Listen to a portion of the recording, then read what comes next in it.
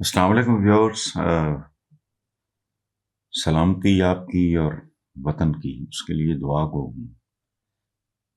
اگر میں جانتا ہوں ہم جیسے منافقوں اور گناہ گاروں کی 78 سال ہوا ہے آج تک تو سنی نہیں گئی، لیکن بہرحال ایک رسم ہے۔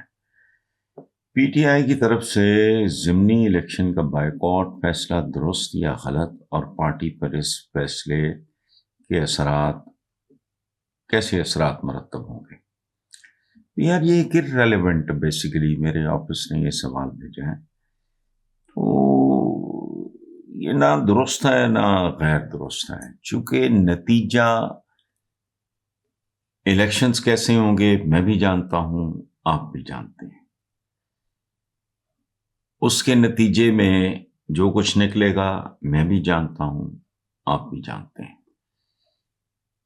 اور اگر میں یہ کہوں کہ چلو موسٹ ہیٹڈ نہیں، ناپسندیدہ ترین لوگ اس ملک کی گردن پہ سوار ہیں، تو عوام سے پوچھ لو، میں تو کوئی اور بات کر ہی نہیں رہا، جس کا دل کرے وہ میرے ساتھ آ جائے۔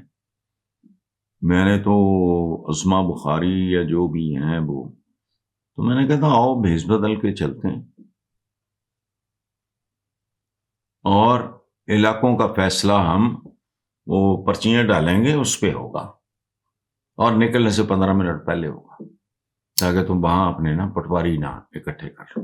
تو ختم، پتہ ہے تو درست یا غلط نہیں ہے، نہ کوئی فیصلہ ان حالات میں اس ملک کے حوالے سے، نہ کوئی فیصلہ درست ہے نہ غلط ہے۔ اس ملک میں ایک عجیب مکروہ قسم کی بحث چل رہی ہے نئے صوبوں کی، اور میں سال ہر سال پہلے کالموں میں لکھتا رہا، یہ صوبے نہیں ہیں، یہ ریاستیں ہیں کچھ خاندانوں کی اور راجواڑے ہیں۔ فضل الرحمان صاحب ہیں، ادھر ہے لگے ہیں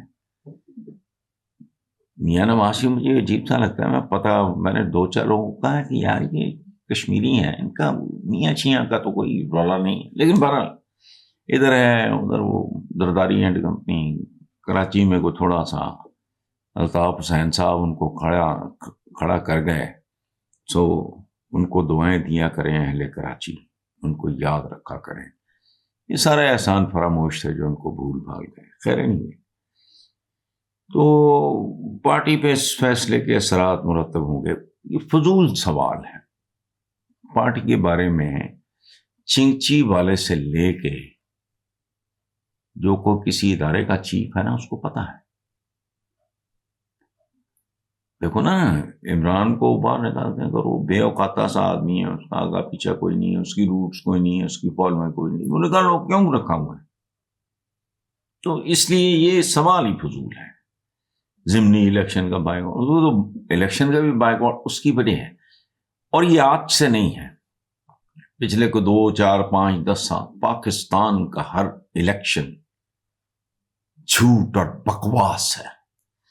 پاکستان کی جمہوریت جھوٹ اور بکواس ہے، یہ غلاظت نجاست کا ڈھیر ہے۔ اب پوچھیں کیسے؟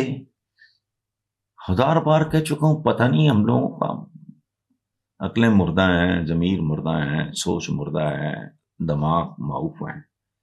جمہوریت کہتے ہیں، جمہوریت کا لفظ ہے جمہور سے، جمہور کہتے ہیں عوام کو، ان کا تو وجود ہی کوئی نہیں تھے۔ شیر آوے بگیاڑ آوے جاؤ لک چموڑ گیا ادھر جڑا پٹو، حالانکہ پٹو رہ ہی نہیں گئے، وہ چمڑے نے، پٹو نے خود بھی گڑی توپ چلائی ہے، میں نے اس کے لیے جیلیں کاٹی ہوئی ہیں، دیکھا کبھی نہیں زندگی میں، ملا کبھی نہیں، بچپنا تھا۔ کیا نکلا اس میں سے؟ اس وقت بچے تھے، I was in my 20s، مجھے سمجھ ہی نہیں آئی، وہ جب اس طرح کی باتیں کرتا تھا، روٹی کپڑا مکان تو فلاں، سارے لوگ خوشحال ہوں گے، حالانکہ میں متمول گھر کا تھا، میرا روٹی کپڑا مکان پرابلم نہیں تھا۔ میں نے کہا یار سارا ملک خوشحال ہو جائے تو بڑی اچھی، کچھ بھی نہیں۔ آگے بلاول بھٹو زرداری کبھی سوچو صحیح، does it make any sense? ان کو پتا ہے میں چبل ہوں، میں اس کو بائی کر لوں گا، اس سودا میں نہیں، پاگل تھا آدمی، میں بائی کر بھٹو زرداری وہ پدری معاشرے میں بھائی آپ بلا بدر ڈالیے بسم اللہ.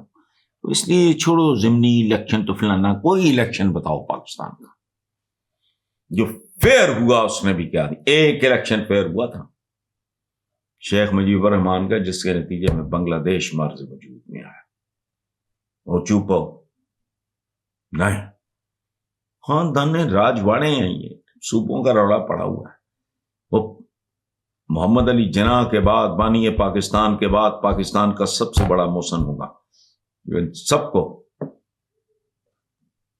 مختلف صوبوں میں تقسیم کرے گا. وہ راجواڑے ملکوں سے بڑے آپ کے صوبے ہیں، انہوں نے اپنی ریاستیں بنائی ہوئی ہیں، دو خاندان ہیں وہ لگے ہوئے ہیں، عوام کا خون چوس رہے ہیں، عوام خوش ہیں، ان کو پتہ کوئی نہیں، تو باڑ میں جائیں، میں ٹھیکہ لیا ہوں.